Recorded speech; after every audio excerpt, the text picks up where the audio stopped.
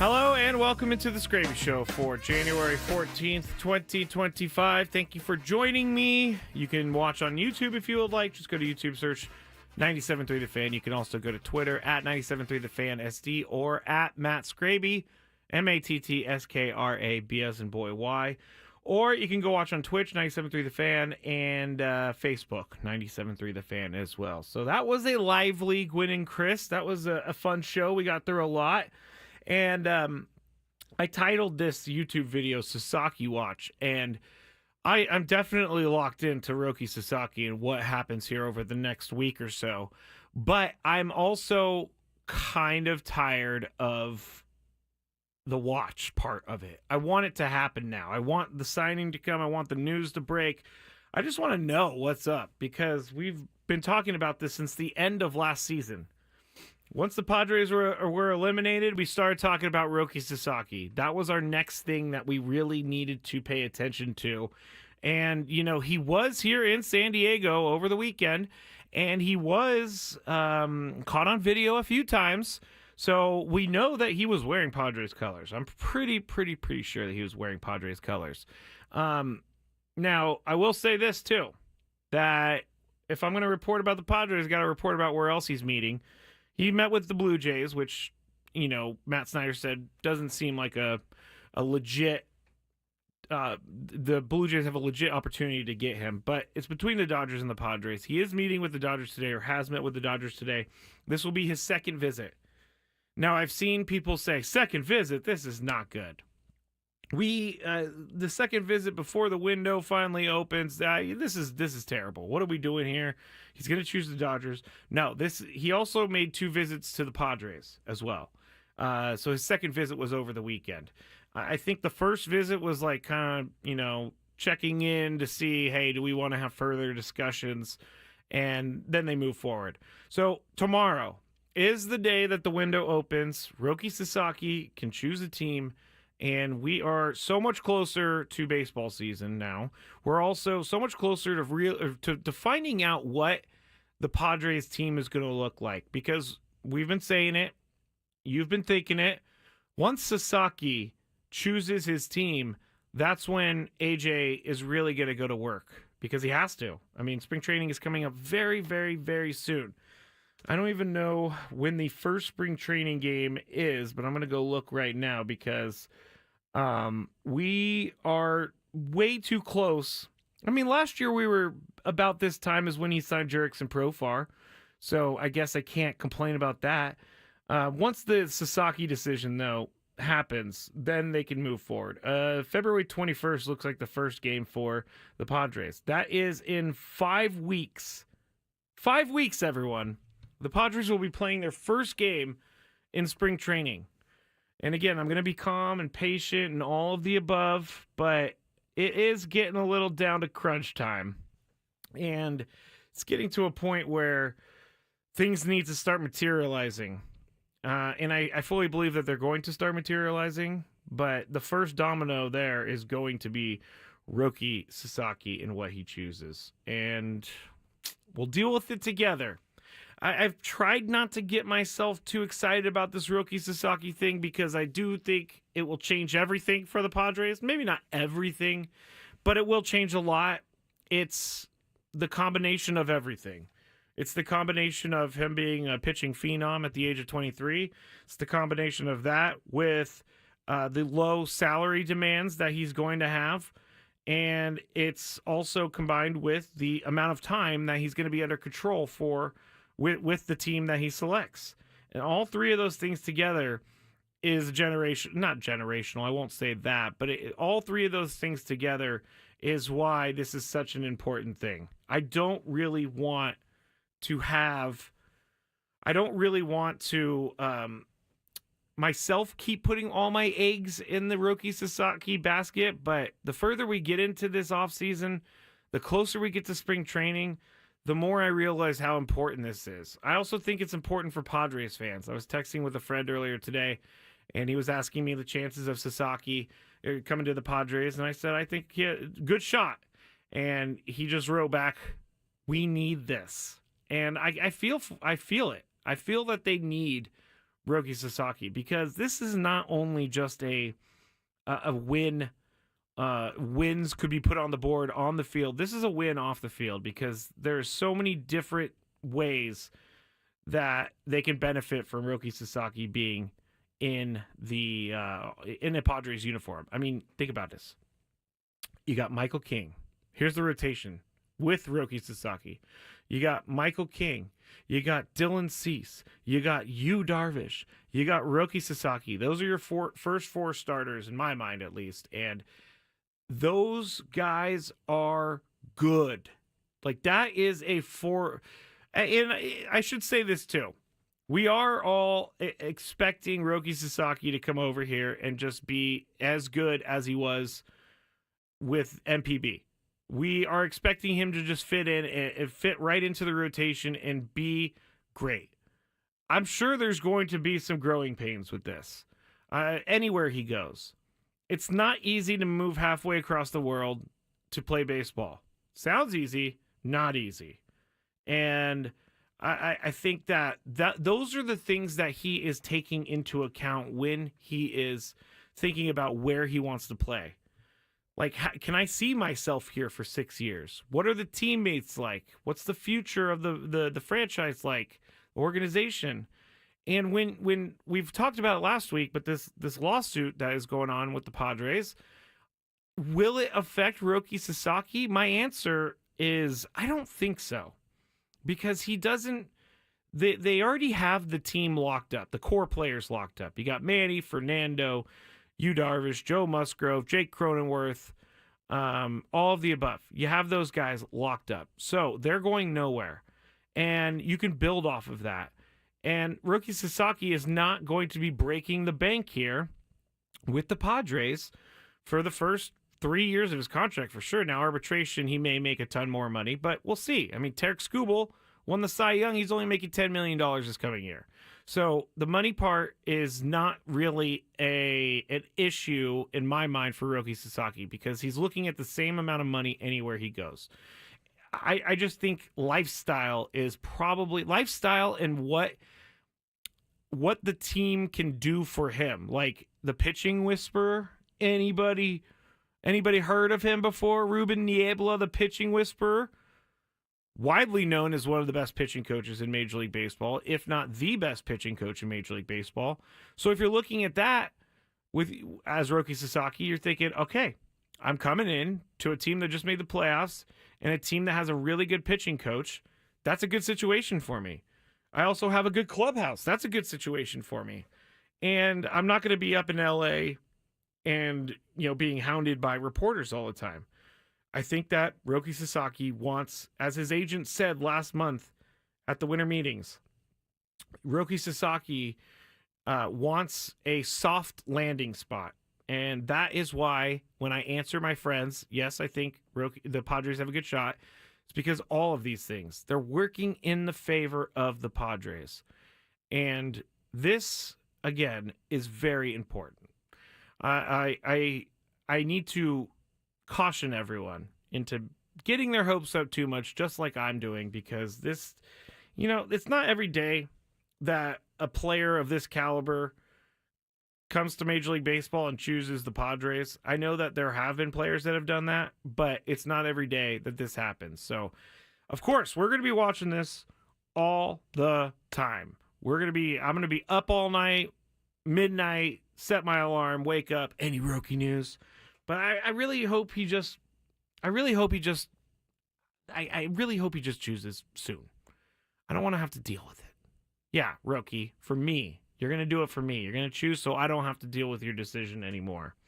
M. McKee says, cautiously optimistic. That is a good way of going about it. Cautiously. I will never, ever, ever forget the time that we thought Max Scherzer was a Padre. And then we realized he wasn't a Padre. He was actually a Dodger. That was hard. That was hard to handle. It was not a good time in Padre land.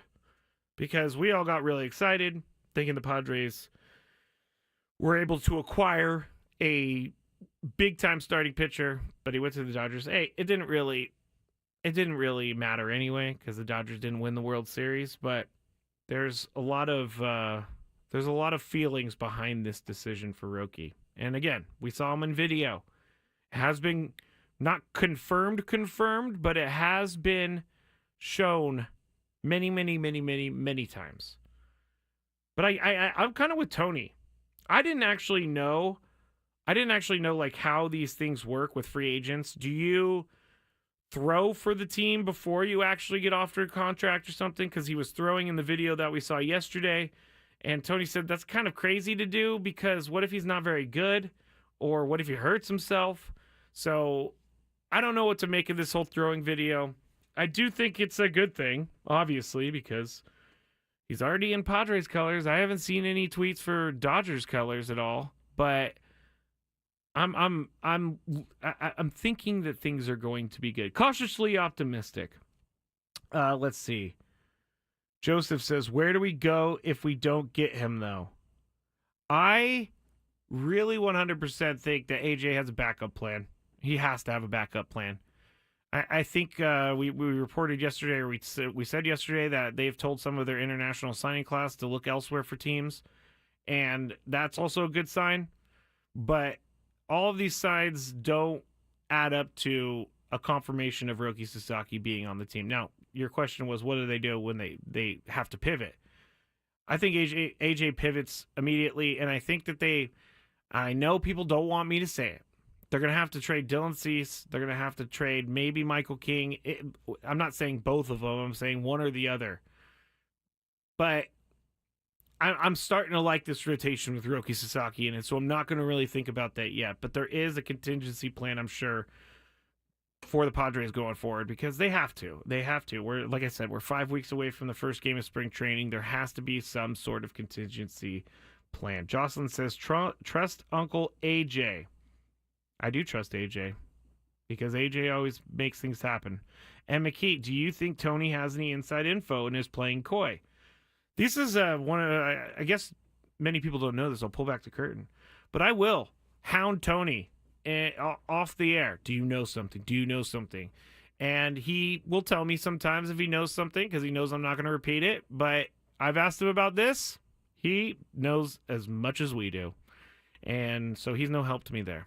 But he has helped me in other things when I asked him in the past. But Tony doesn't know anything. He would actually probably ask, hey, can I say this on the air? If he knew, because it's a big deal. But Keeping It Real says, do they go after Scherzer? No. Scherzer is not my first choice of a pitcher. He's a little bit older now. All right.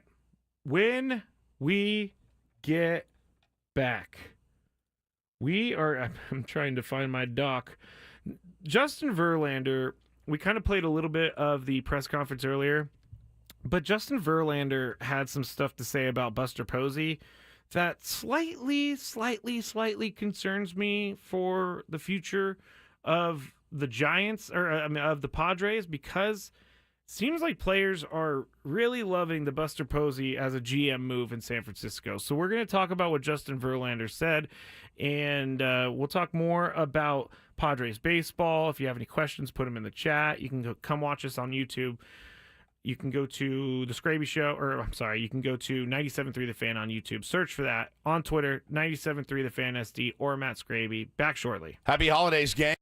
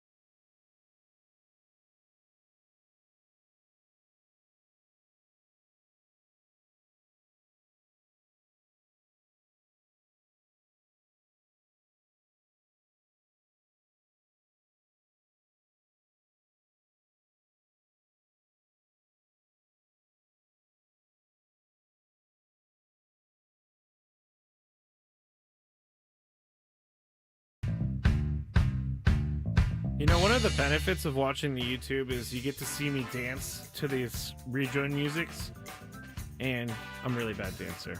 Like, that is one thing that I am super embarrassed about. I have never been a dancer. I've never liked dancing. Like, everybody loves weddings where you go dance and you have fun on the dance floor, whatever. I'm always the guy sitting in the corner because I don't like to dance. So that is me. I am Matt Skraby. Thank you for joining me here on the Skraby Show, 97.3 The Fan. Before we get into Justin Verlander and Buster Posey, I was watching ESPN, and we were watching this during the show, but that TGL golf thing that we were talking about last week was on. And I wasn't really sure how it would work and all that stuff, but I gotta say, it was more than slightly entertaining. I'm going to check it out again because it's a nice little thing to do on a Tuesday afternoon at 4 p.m. Watch this indoor golf event, and it's kind of cool because you tee off from grass, real grass that's in there, and it goes into like a simulator, and the simulator tells you where it goes. And then your second shot is either off the fairway or the rough. They have a rough section of grass that you have to hit out of. And then they have an actual green that is like an AstroTurf green, but it changes how it looks. So some of the bumps change in between holes, and it's really kind of awesome, I have to say. Tiger Woods' team just played, the Jupiter team played the LA team. Jupiter got crushed. Jupiter only had 1 point. I think LA had like 11 points or something like that. So Jupiter was not very good, and I thought this was hilarious. Tiger Woods' son Charlie was watching earlier, and Tiger hit one. I think it was an approach shot, but he hit the ball so far, it went way over the green and into the water. And they went back to Charlie on the camera, and he was like laughing at his dad. It was pretty funny, I have to say, because you don't get to see, you're seeing more and more from that, from Tiger these days, like having fun with his family and just kind of being a normal dude, even though he is not a normal dude. So maybe check it out, TGL. It was not as bad as I thought it was going to be. We'll see where I'm at in like 3 weeks, once baseball, or 4 weeks, once baseball starts. Will I still be watching? Maybe. They'll also be playing real golf by that point. The San Diego Food Bank is supporting the Los Angeles Regional Food Bank's ongoing relief efforts by collecting donations of non-perishable food and supplies through Thursday, January 16th, which will be delivered at the end of the week. Items can be dropped off at either of their warehouses in Miramar and Vista.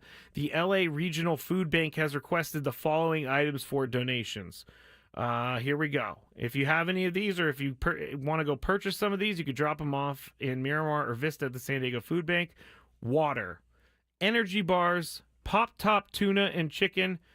And I have to admit that I didn't know what pop-top tuna and chicken is. It's as simple as it sounds. It's like one of those things, canned tuna basically, where you pop it open. Yeah, I'm not very smart sometimes. Raisins and other dried fruit trail mix, peanut butter crackers, cheese crackers, 100% juice boxes, individual cereal boxes, diapers, and wipes. So if you want to help, for complete details, visit SanDiegoFoodBank.org/LA-wildfires. SanDiegoFoodBank.org/LA-wildfires. I saw a video online. I know we're going to get into Justin Verlander in a second, but I want to say this first. I saw a video online of a guy who was returning to his home that was burned down like 5 days after he had the evacuation notice. So, he basically had 2 dogs. I guess a firefighter saved one of them, and the other one they couldn't find. I guess the dog was scared, and so it went and hid somewhere, and they couldn't find him in time, and they had to leave. You all know I'm a dog owner. You all know that I am way too protective of my guy Lucky, my dog. He's going to be 3 here pretty soon. He's a golden retriever, husky mix, 50-50 basically. He's the best ever. But so what happened, because I'm bringing this up because social media can be such a disgusting place sometimes. And I know we also have to, kind of parse through some of the stories that aren't actually real. And so I'm going to share this story thinking that it's real. And if it's not, then it's all for naught. But what we talked about actually means something. So this guy on this post of him finding, long story short, he found his dog after 5 days. And it came running to him. He was super excited. But the people in the comments were so mean. Like, why would you ever leave your animals and leave them to die in the fire? And this guy was like, I didn't leave my animals. I went to work. I realized that there was an evacuation notice for my neighborhood. I went back to my neighborhood to get I went back to my neighborhood to get the dogs, and they wouldn't let me into my neighborhood, and they wouldn't let me get into my house to get my dogs.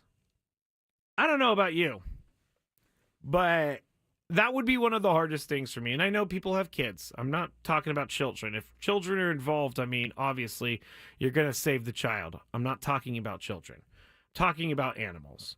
And I cannot imagine a more heartbreaking thing than to think my dog is scared and alone in a fire, in a house in like a wildfire. That is so sad to me. So I'm glad this dog lived. I think the dog's name was Oreo. I'm glad this dog lived, but thinking about not being able to go into the house, Podzilla says nothing would stop me from getting my dogs. You are speaking the truth. I will parachute in to get my dogs. I am not leaving my dogs there. It's not happening. I don't care what they say. I really don't want to get arrested because I really can't save my dogs, but I would have found some way to go get them, because that's terrifying. Terrifying and sad and all of that. And that's just one story, I'm sure, of many stories of people losing their animals and stuff. And I feel so bad for anyone who had that happen.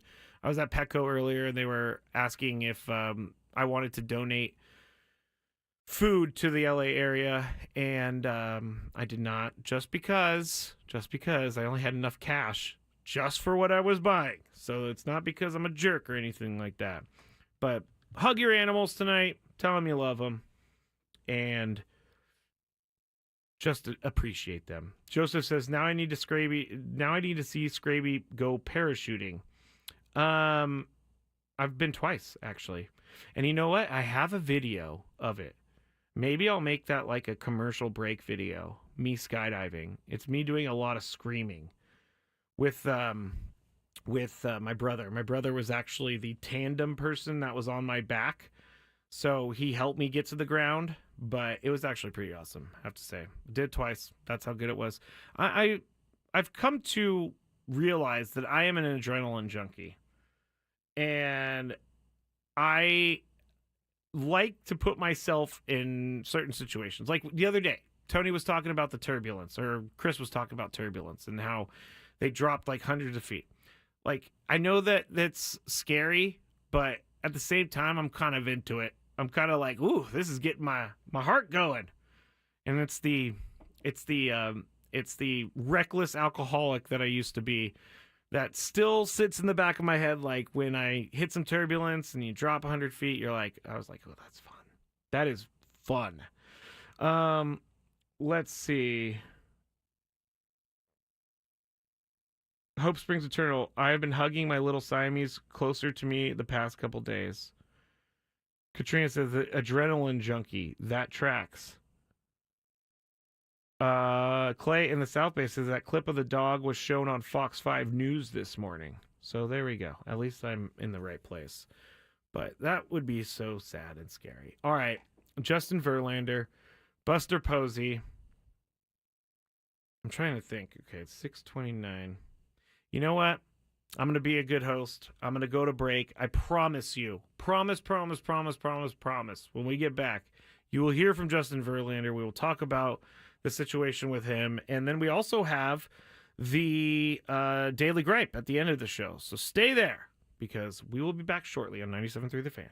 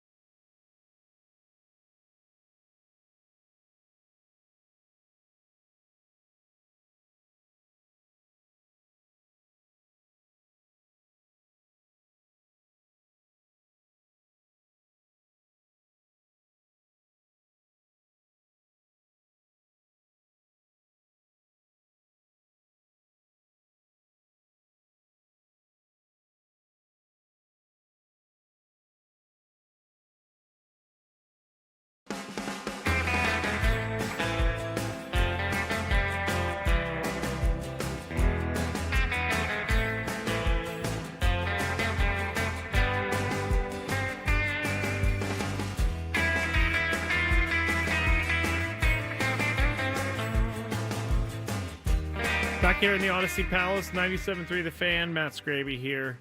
Heading into the final segment of the show, we will talk about Justin Verlander and Buster Posey. I realize I just talked about animals and skydiving the last segment, but hey, sometimes we're going to get that on the Skraby show, everybody. I'm also trying right now. I'm in preliminary, very preliminary talks about some Skrabinator games this year. So you'll be the first to know, Skrabinators. If you don't know what a Skrabinator game is, last year I give away like 20 tickets to our suite. We all go and watch the game together. So hoping that continues this year. I mean, it kind of has to continue this year, right? It was such a success last year. We have to have it again this year. All right, let's go into Buster Posey and Justin Verlander. Verlander signed with the Giants for 1 year, $15 million. And Buster Posey recently has signed some big names. He signed Willy Adames, which was a prize of the free agent offseason. He's a Giant now, and Willy Adames said one of the reasons that he wanted to become a Giant was because of the way Buster Posey has carried himself throughout his career and after his career. And Buster Posey is well liked among most people in baseball. I don't know that I've ever heard anyone say that Buster Posey they don't like. I mean, Buster Posey was just a guy who would work hard, play baseball, and he was really good at it. And he won some World Series with the Giants. But now he's the general manager of the team, which I do honestly think is a good idea because Buster Posey loves the Giants organization. Buster Posey is a Giant. So why not have someone like that run your team? And when Justin Verlander was asked about the process of meeting with Buster Posey and talking with him about certain things, he said something that I think players are going to pick up on. And here's Justin Verlander talking about it. I don't know if I ever will be completely used to it, but honestly, talking to somebody like Buster with his experience was pretty refreshing in a game that is so full of a lot of analysts now. So I think that was really something for me that was a nice draw, just to talk with somebody who's been on the field and competed and kind of understands, but also understands the analytics, right?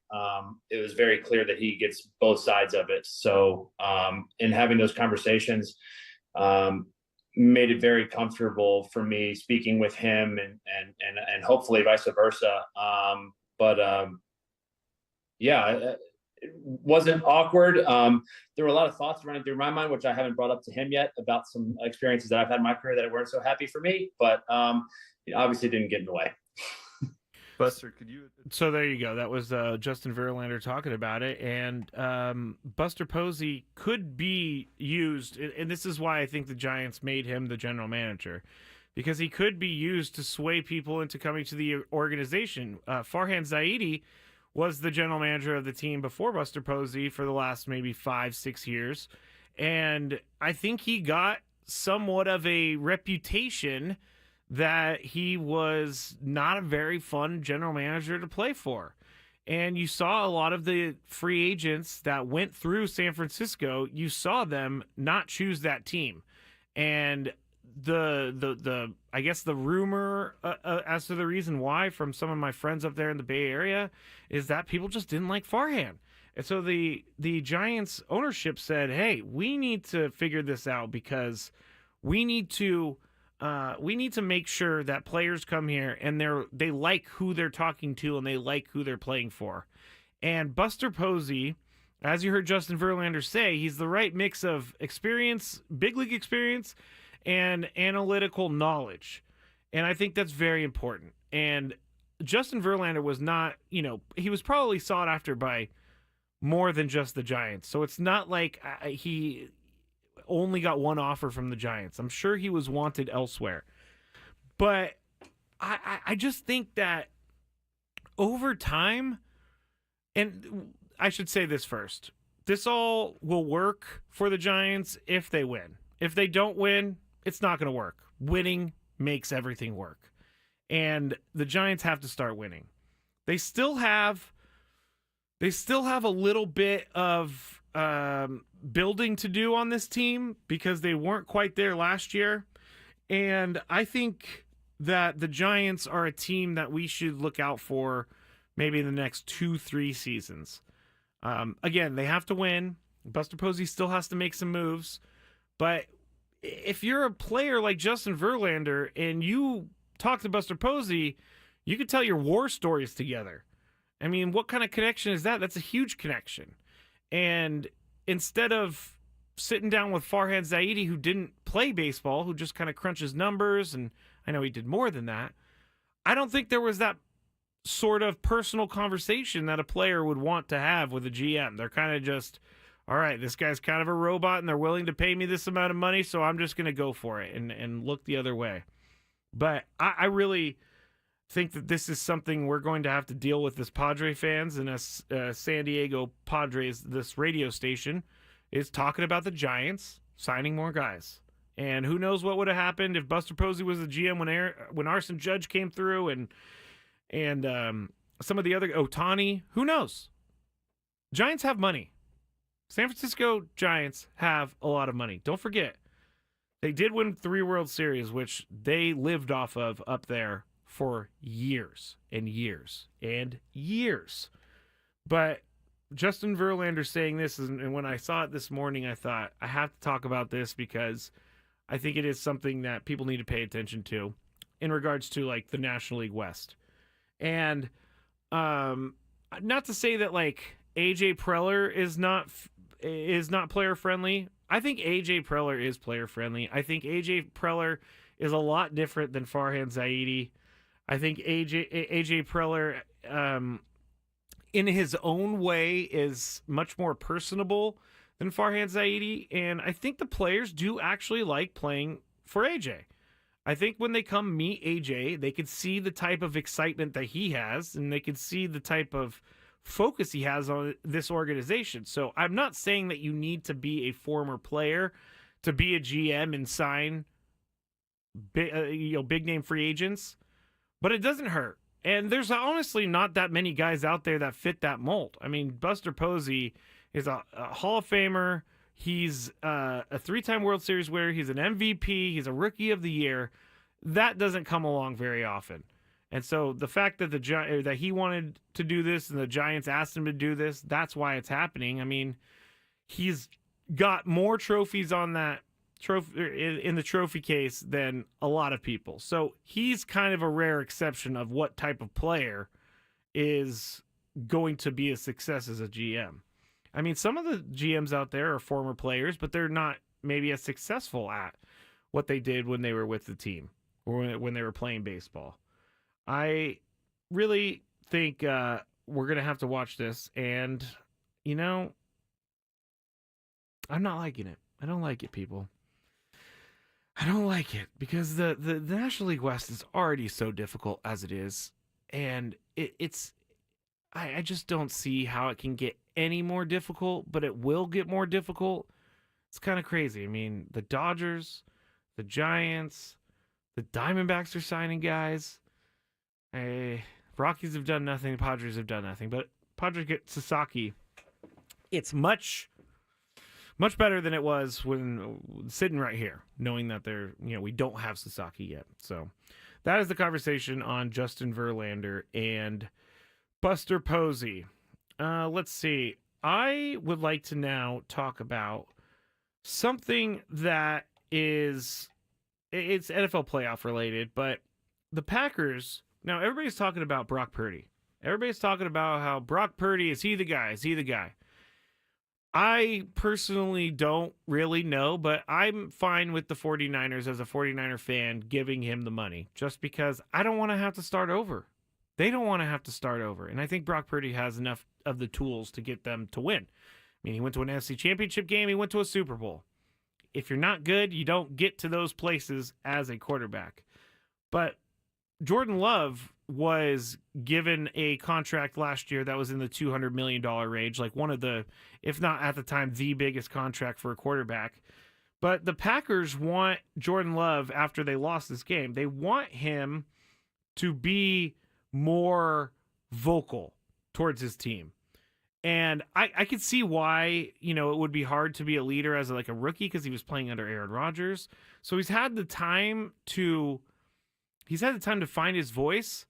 But I believe putting this in the media is kind of not a shot at him, but maybe a nudge in the right direction, saying, hey, we need you to step up a little bit more. We need you to be a little bit more of that vocal leader that we signed you to be.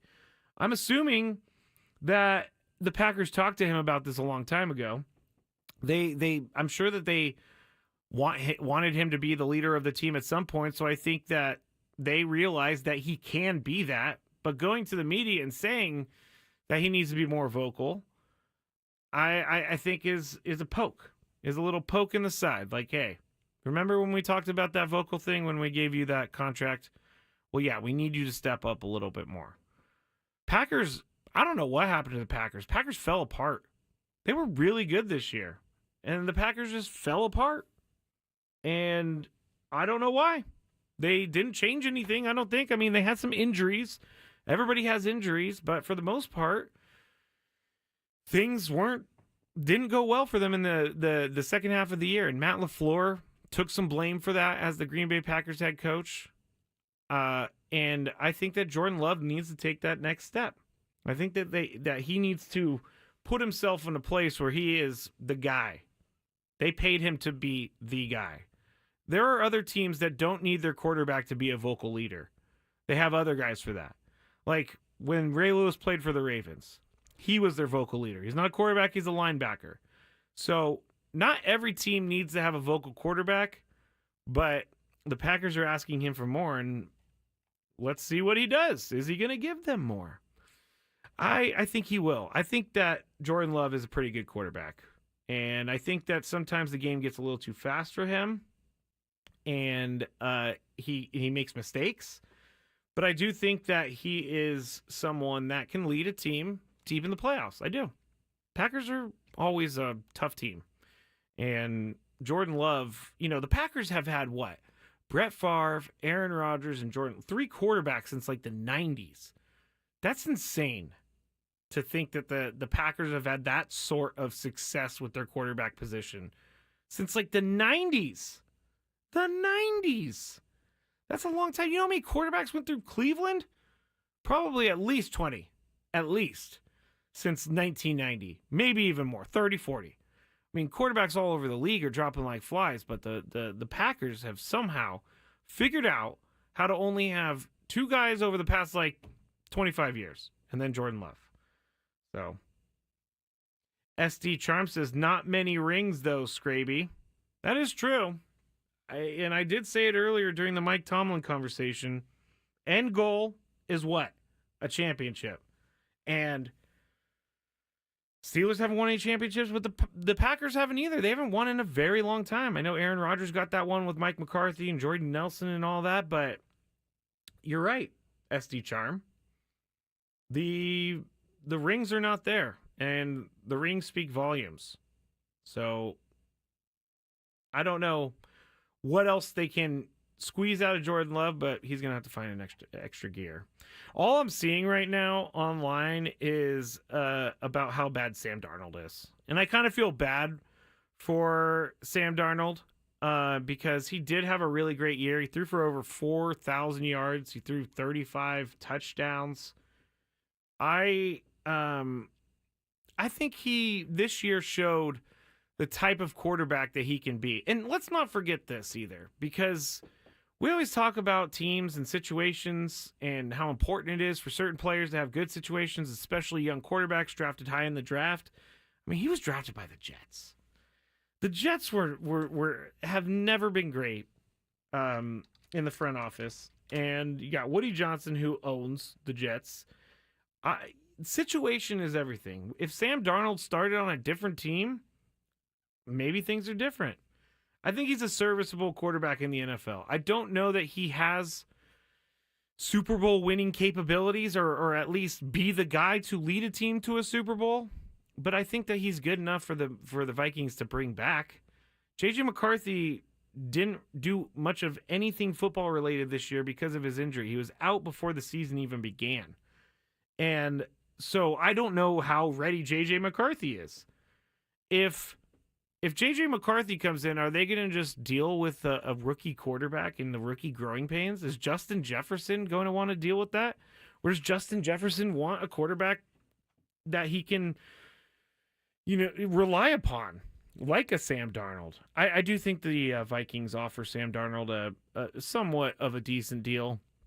And I think that he probably is, I would say, a 2-3 year deal just because they have JJ McCarthy and he is the future. But I think that you have to bring back Sam Darnold just because of the what happened this year, how well he played. Can't go away from that. Katrina, Sam Darnold, perfect example that in the NFL world, regular season success means nothing if you do bad in December and the postseason. Podzilla says, Skraby, Tony wasn't having any of that Tomlin nonsense whatsoever. I know. This is what we talk about in the breaks. I try to make my case to fire Mike Tomlin, and they tell me I'm crazy or something like that. They're gaslighters. Joseph says, still think things would have been different for Lance if he didn't get drafted by the 49ers. Maybe. Honestly. I don't know. That was a huge mistake for the 49ers, drafting Trey Lance, I think, number 3 overall, and gave up a bunch of different picks, all of that stuff. It's, Trey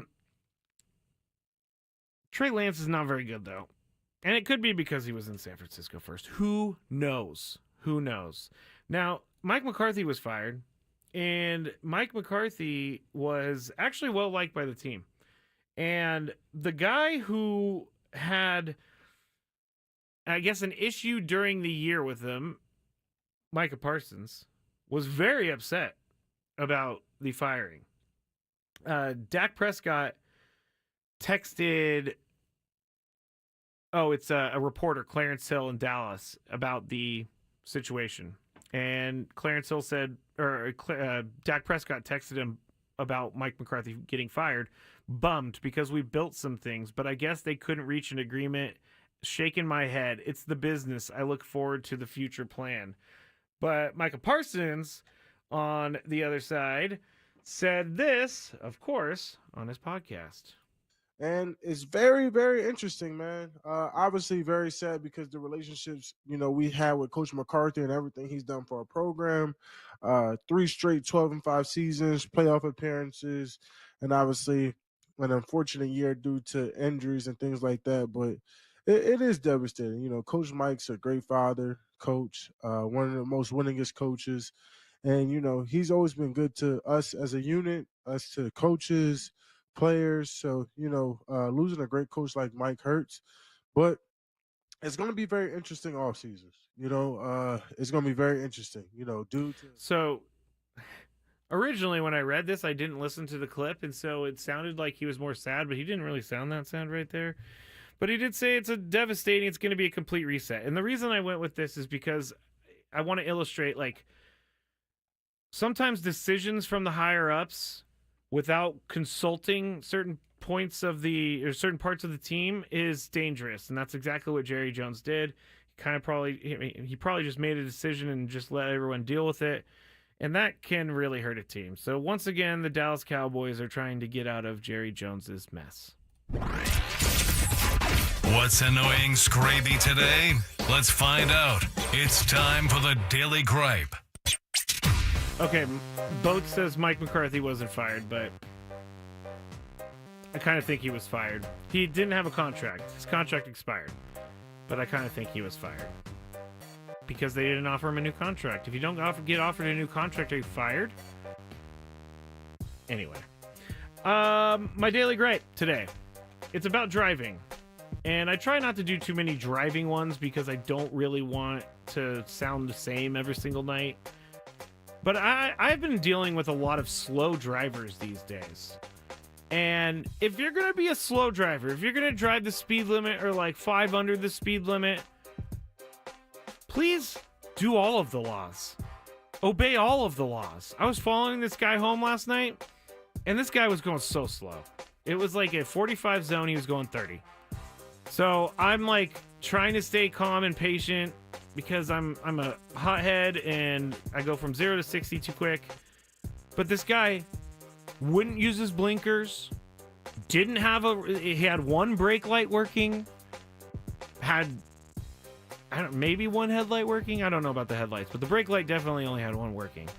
But if you're going to be a slow driver, if you're going to be a careful driver, you have to use all of the rules of the road. You have to obey all of the rules of the road. I'm tired of getting behind people that are super slow, and then they just don't do anything else that is obeying the law. That's your Daily Gripe.